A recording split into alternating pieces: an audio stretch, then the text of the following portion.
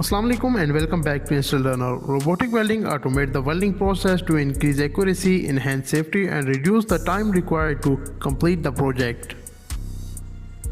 Robot welding is relatively new application of robotics, even though robotics were introduced in US industry in 1960s.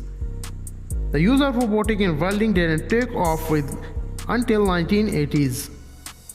So in this video we will make a bicycle stand with a welding robot and will understand how actually a welding robot works. I have provided my website link in the description box, so you can click on the link and go to my website to read this article and many other articles related to mechanical engineering and latest technology updates. So before moving forward in this video, it is request to you to subscribe the channel and press the bell icon so you will get notifications of such interesting videos. So let's start.